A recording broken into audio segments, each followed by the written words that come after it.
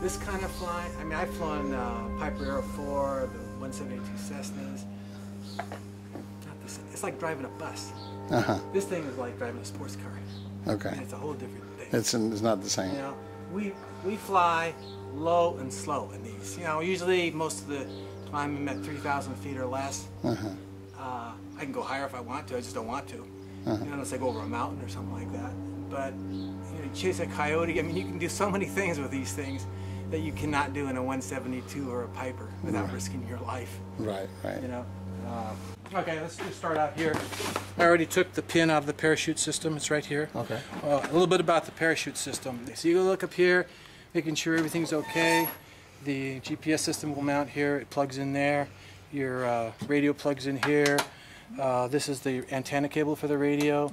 Power. This is the power. Okay. Okay, and one of these switches, I think it's this one, operates this. You'll know because this operates and this operates off the same one. Okay. And you'll see the needle move. All right. And also the screen light obviously comes on when the switch is working.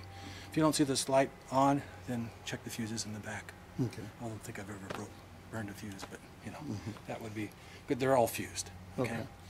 All right, your instruments. You can set your altimeter here. It's a sensitive altimeter to field elevation. Okay, so your instruments. This, the elevator. This, ailerons. You can see them at the end of the wings. Okay. Okay, I showed you where the flaps are.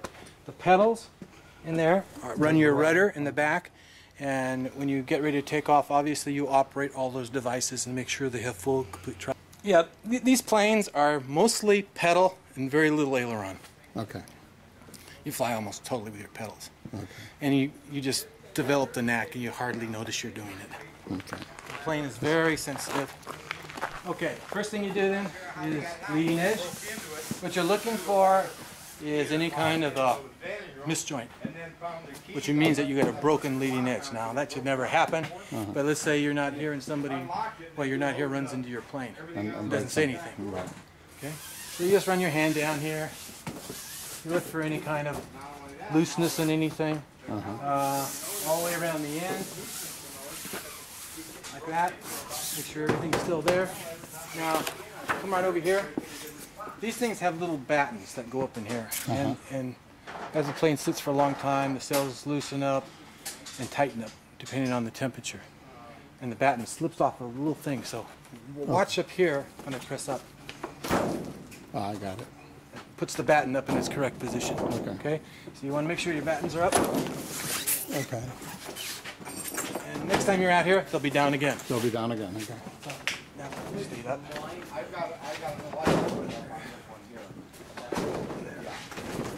Now, some guys actually take tie wrap and tie wrap them up there. You have to get in there and slide it around it and pull it. That. Me, it's just as easy as doing this. Okay. Your ailerons. What you're looking for is any slop in the joint. That's why I cut this out so you can see it. You can see that. Look here, no slop, no slop, no slop. The other thing to do is you push forward and back on the wing. If you hear a clunk, clunk, that means that the attachment points, the bolt holes have elongated. Not safe to fly. Not safe to fly. Okay. You gotta get that fixed. Okay, so that's basically down here. You do the same thing with your flaps. You look for any type of elongation. You look for missing hardware. You're looking for broken bolts. You're looking for anything out of the ordinary. Okay? And all the times I've done this, I've never found any of that. But you do it.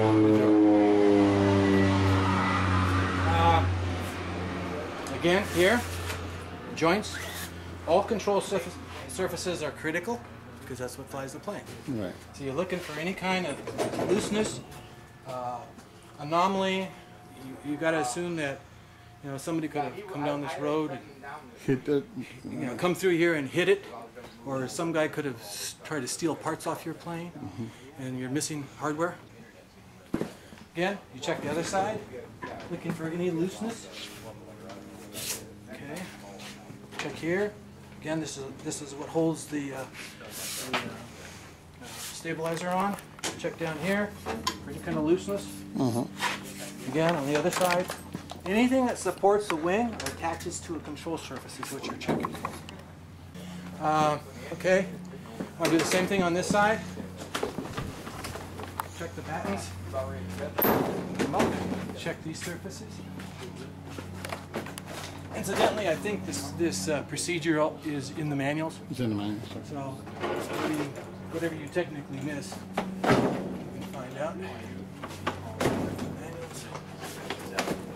Okay. Again, here. These bolts here.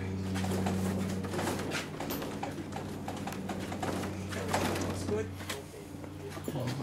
Again, you look at the down struts here. Everything looks good, nothing's bent. All the attachments are there. Look at your aileron controls. Inside the wings, up near the front, there's a little device that controls via cables your ailerons. Okay, and you should check that. You're on your front surface now.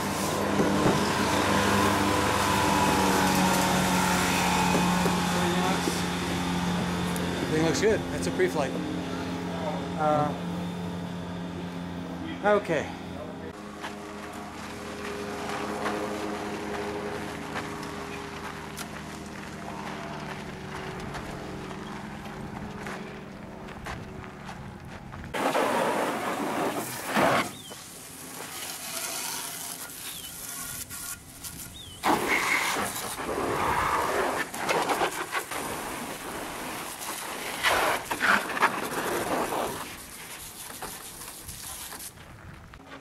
What?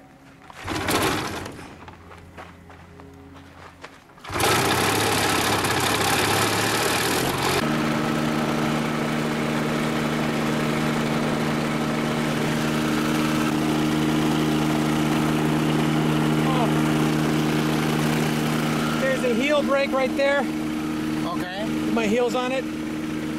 So when you set it up, you're only at 2 wheels now. So the boat doesn't roll. Right. And there's hydraulics